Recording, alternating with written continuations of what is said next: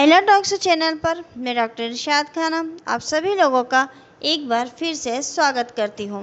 मित्रों, आज हम बात करेंगे भारतीय दंड संहिता 1860 के अंतर्गत आपराधिक मानव वध क्या होता है, आपराधिक मानव वध की परिभाषा क्या है, कितने प्रकार का होता है और आपराधिक मानव वध से संबंधित जितने भी महत्वपूर्ण स्पष्टीकरण हैं, उदाहरण हैं, उन सब को हम देखेंगे। इससे संबंधित प्रमुख केस भी हम देखेंगे। तो इस वीडियो को देखने से पहले अगर अभी तक आप लोगों ने आइला टॉक्स चैनल को सब्सक्राइब नहीं किया है तो चैनल को सब्सक्राइब कर लें और लेटेस्ट अपडेट के लिए बेल आइकन को क्लिक कर दें।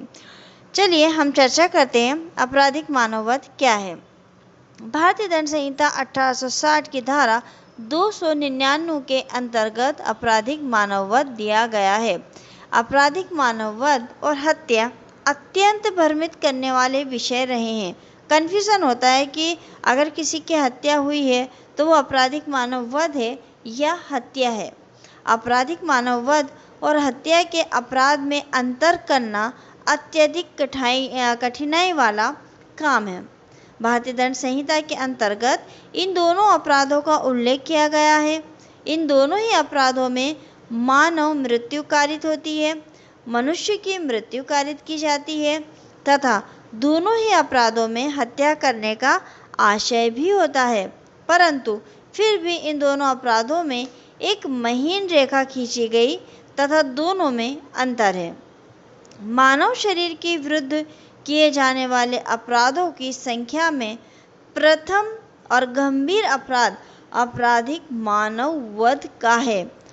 मानव वध से अभिप्राय किसी मनुष्य की मृत्यु कारित करने में किसी पशु अथवा जीव जंतु की मृत्यु अथवा हत्या इसमें सम्मिलित नहीं है।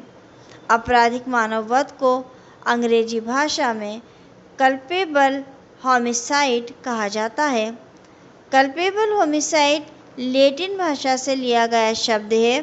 कल्पेबल का अर्थ आपराधिक तरीके से किसी व्यक्ति को काटना या मारना होता है।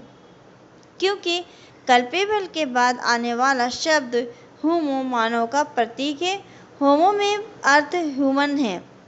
अब हम देखते हैं मानव वध जो है वो दो प्रकार के होते हैं। पहला विधिपूर्ण मानव वध और दूसरा अविधिपूर्ण मानव वध।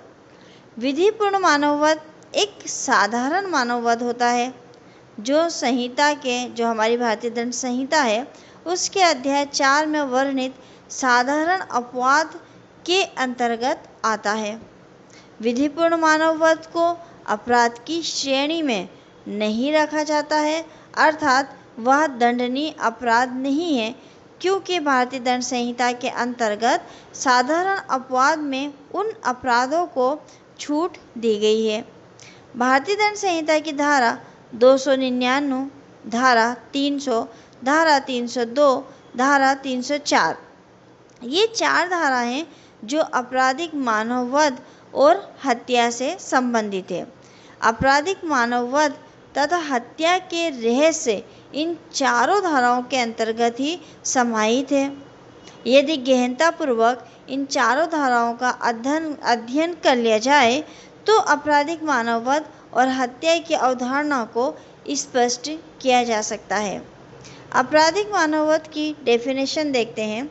भारतीय दंड संहिता की धारा 299 आपराधिक मानव वध जो कोई मृत्यु कारित करने के आशय से या ऐसी शारीरिक क्षति कारित करने के आशय से जिससे मृत्यु कारित हो जाना संभव हो या वो यह ज्ञान रखते हुए कि ये संभव है कि वह उस कार्य से मृत्यु कारित कर दे, कोई कार्य करके मृत्यु कारित कर देता है, वह आपराधिक मानव वध का अपराध करता है।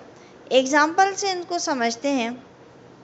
का एक गड्ढे पर लकड़ियों और घास इस आशय से बिछाता है कि किसी की मृत्यु कारित करने के लिए या ये ज्ञान रखते हुए, ये संभावना जानते हुए कि ऐसा करने से किसी की मृत्यु कारित होगी, या ये विश्वास करते हुए कि ये भूमि समतल है, उस पर चलता है और उसमें गिर जाता है और मारा जाता है, तो का ने आपराधिक मानव वध का अपराध किया है। का ने क्या करा है? रास्ते में एक गड्ढा खोदा, उस गड्ढे के ऊपर उसने लकड़ियाँ लगा दी या फिर घास बिछा दी। उसका आशय क्या था कि जो भी आएगा इस गड्ढे में गिरेगा वो मर जाएगा। या अगर उसका आशय ये नहीं था तो उसको ये नॉलेज तो था, ये ज्ञान तो था कि अगर इस गड्ढे में कोई गिरेगा तो वो मर जाएगा।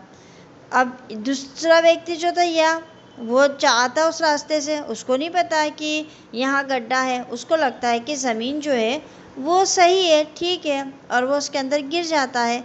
चूँकि का ने गड्ढा खोदा था तो का जो है आपराधिक मानव वध का अपराधी हुआ है। सेकंड देखते हैं, का ये जानता है कि यह एक झाड़ी के पीछे छुपा हुआ है। खा ये नहीं जानता है, मतलब 3 लोग हैं, का, खा और या। का को पता है कि या नामक व्यक्ति झाड़ी के पीछे छुपा है, लेकिन खा को नहीं पता है।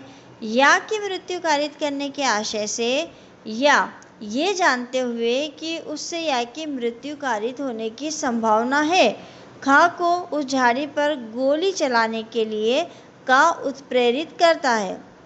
या झाड़ी के पीछे है, का को मालूम है, खा को नहीं मालूम है।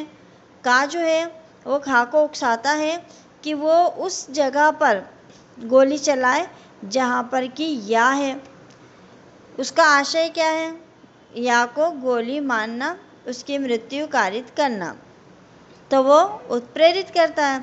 खा जो है, जो ये नहीं जानता है कि झाड़ी के पीछे कौन है, वो गोली चला देता है। गोली या को लगती है और या जो है वो मर जाता है।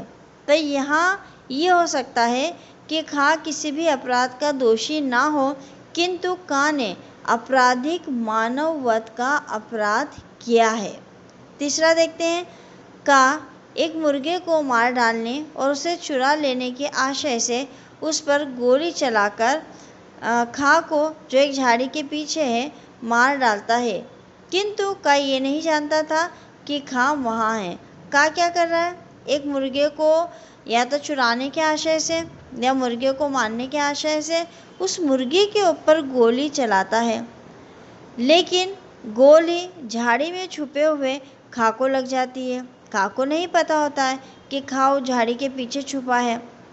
का जो है विधि विरुद्ध कार्य कर रहा था। ये तो सही है कि वो एक मुर्गे की चोरी कर रहा था, एक मुर्गे को मार रहा था, मतलब वो काम ऐसा था जो विधि के विरुद्ध था। इसके पश्चात भी वह आपराधिक मानव वध का दोषी नहीं होगा, क्योंकि उसका आशय खा को मार डालने का या कोई ऐसा कार्य करके जिसमें मृत्यु कारित करना ये संभव जानता हो, मतलब मृत्यु कारित करने का उसका किसी भी प्रकार का कोई आशय नहीं था, तो यहाँ पर वो बच जाएगा।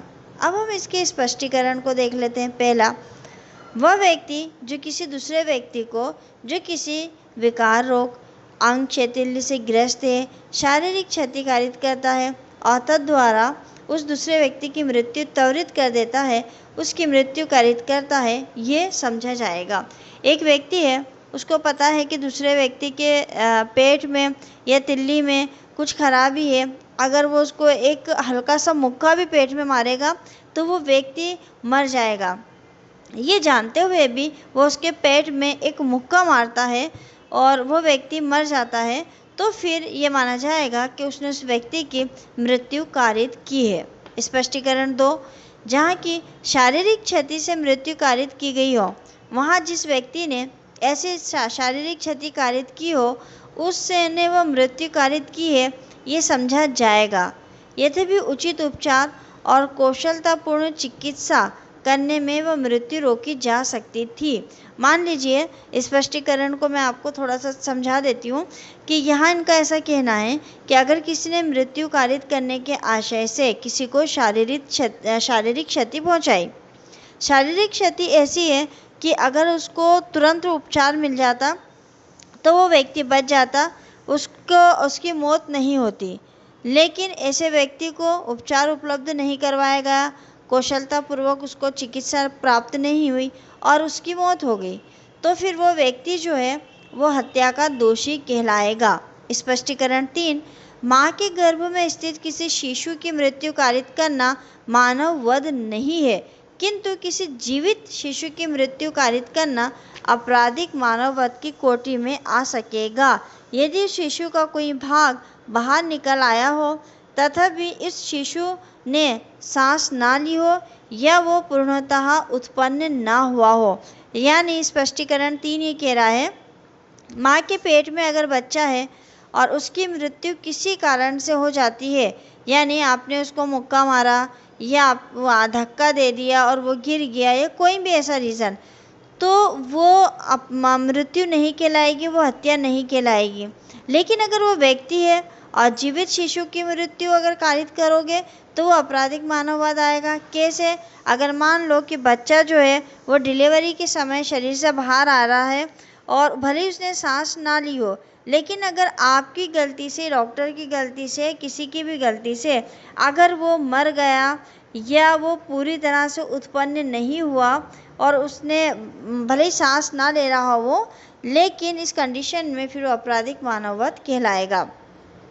मानववध को 2 वर्गों में विभाजित किया जा सकता है। पहला, मानववध जो हत्या की सीमा तक कारित होते हैं, हत्या कहलाते हैं, और 2, आपराधिक मानववध जो हत्या नहीं होते हैं।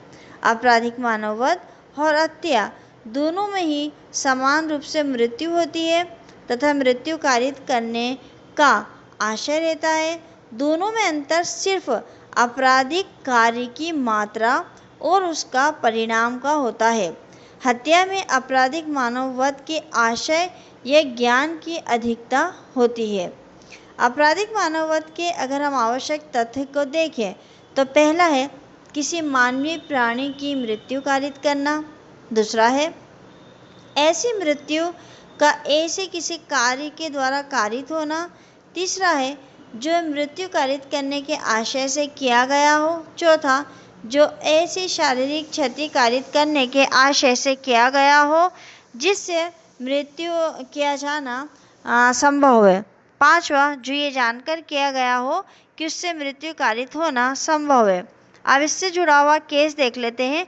इब्राहिम शेख के मामले में ये कहा गया कि जहाँ कोई कार्य विचारपूर्वक किया गया हो या दुर्घटना या लापरवाही का परिणाम नहीं हो तो यह स्पष्ट है कि आपराधिक मानववध हुआ होगा। सामान्य तौर पर ये समझ लिया जाए कि आपराधिक मानववध में किसी मनुष्य की मृत्यु कारित की जाती है। मृत्यु इस प्रकार से कारित की जाती है कि मृत्यु कारित करना संभव हो।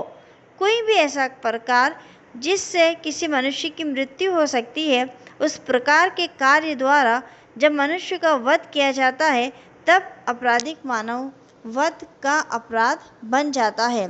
दूसरा केस देखते हैं। रणजीत सिंह बनाम राज्य, जहां अचानक झगड़े और लड़ाई के पश्चात केवल एक बेधन क्षति गर्दन पर कारित की गई हो।